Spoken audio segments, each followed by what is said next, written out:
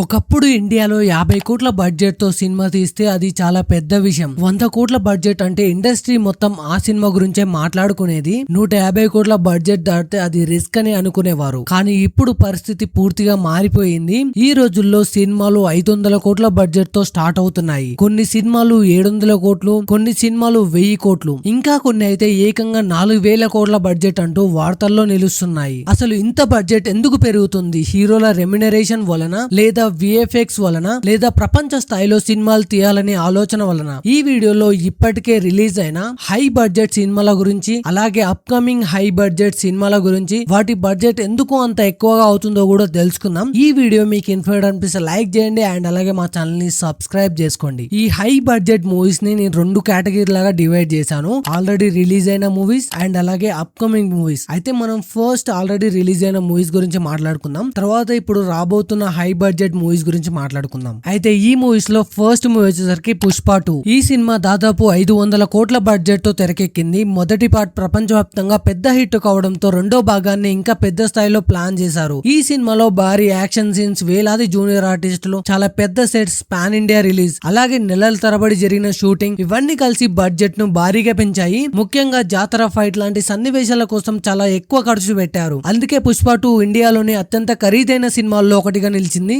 Next movie triple R. Director Rajamouli గారి direction లో రామ్ చరణ్, ఎన్టీఆర్ గారు కలిసి నటించిన ఈ సినిమా దాదాపు 550 కోట్ల బడ్జెట్ తో రూపొందింది. ఈ సినిమా బడ్జెట్ పెరగడానికి ముఖ్యమైన కారణం కరోనా. షూటింగ్ చాలా నెలలు ఆగిపోయింది. అంతేకాదు భారీ సెట్స్, వేలాది జూనియర్ ఆర్టిస్టులు, జంతువులతో తీసిన యాక్షన్ సీన్స్, హాలీవుడ్ స్థాయి విఎఫ్ఎక్స్, ఇవన్నీ భారీ ఖర్చులో కారణమయ్యాయి. ఈ సినిమా విడుదలైన తర్వాత ప్రపంచవ్యాప్తంగా ఘన విజయం సాధించి ఆస్కార్ వరకు వెళ్ళింది. ఈ రెండు సినిమాలు 500 కోట్లు, 550 కోట్లతో తీస్తే 2018లో వచ్చిన రోబో 2.0 మాత్రం 570 కోట్లతో తీశారు. ఆ సమయంలో ఇదే ఇండియాలో అత్యంత ఖరీదైన సినిమా. ఈ సినిమాలో 3D technology, CGI, robotic visuals, భారీ గ్రాఫిక్స్, ఇవి చాలా ఖర్చయ్యాయి. అప్పట్లో ఇండియన్ సినిమాల్లో ఇలాంటి టెక్నాలజీ చాలా అరుదు. అందుకే బడ్జెట్ కూడా భారీగా పెరిగింది. నెక్స్ట్ మూవీ కల్కి 2898 AD. ప్రభాస్ గారు హీరోగా, నాగ్ అశ్విన్ గారు డైరెక్షన్ లో వచ్చిన ఈ సినిమా దాదాపు 600 కోట్ల బడ్జెట్ తో రూపొందింది. ఈ సినిమాలో పూర్తిగా కొత్త ప్రపంచాన్ని సృష్టించారు.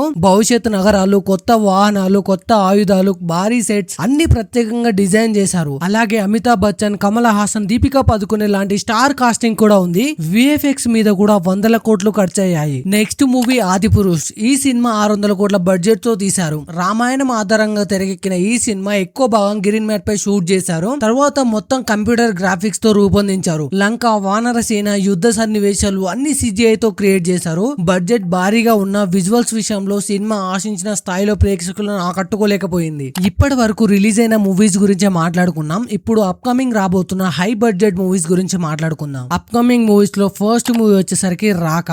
అల్లు అర్జున్ గారు డైరెక్టర్, అట్లీ గారి కాంబినేషన్ లో వస్తున్న ఈ మూవీ బడ్జెట్ వచ్చేసరికి 700 నుంచి 900 కోట్ల మధ్య ఉంటుందని సమాచారం. ఇందులో దాదాపు 200 నుంచి 250 కోట్లు కేవలం విఎఫ్ఎక్స్ కోసం ఖర్చు చేస్తున్నారంట. అంటే ఈ సినిమా విజువల్స్ పై మేకర్స్ ఎంత ఫోకస్ పెడుతున్నారో అర్థం చేసుకోవచ్చు. Next movie Varanasi. Director Rajamouli గారు, మహేష్ బాబు గారి కాంబినేషన్ లో వస్తున్న ఈ మూవీ బడ్జెట్ దాదాపు 1400 కోట్ల వరకు పెడుతున్నారంట. ఈ సినిమా కూడా పాన్ వరల్డ్ లెవెల్లో ప్లాన్ చేస్తున్న ప్రాజెక్ట్. భారీ సెట్స్, హాలీవుడ్ స్థాయి విజువల్ ఎఫెక్ట్స్, అంతర్జాతీయ టెక్నీషియన్స్, ఇవన్నీ ఇందులో ఉండనున్నాయని చెప్తున్నారు. వారణాసి మూవీ తర్వాత అంత హైప్ ఉన్న మూవీ రామాయణం. అయితే ఈ సినిమాలో రణ్వీర్ కపూర్, యష్, సాయి పల్లవి ప్రధాన పాత్రలు నటిస్తున్నారు. మొదటి భాగం బడ్జెట్ మాత్రమే 1400 నుంచి 1500 కోట్ల వరకు ఉంటుందంట. ఇక రెండు భాగాలు కలిపితే దాదాపు 4000 కోట్ల బడ్జెట్ అవుతుందంట. ఈ సినిమాలో ప్రపంచ స్థాయి విఎఫ్ఎక్స్ కంపెనీలు, అంతర్జాతీయ యాక్షన్ టీమ్స్, భారీ సెట్స్, ఐమాక్స్ క్వాలిటీ, ఇవన్నీ ఉండబోతున్నాయి. అందుకే ఈ సినిమా బడ్జెట్ ఇంత భారీ స్థాయికి చేరుకుంది. అయితే ఒకప్పుడు 50 కోట్లతో బ్లాక్ బస్టర్ సినిమాలు తీసేవారు. మరి ఇప్పుడు ఎందుకు 500 కోట్లకు పైగా ఖర్చు చేస్తున్నారు? దానికి 3 ప్రధాన కారణాలున్నాయి.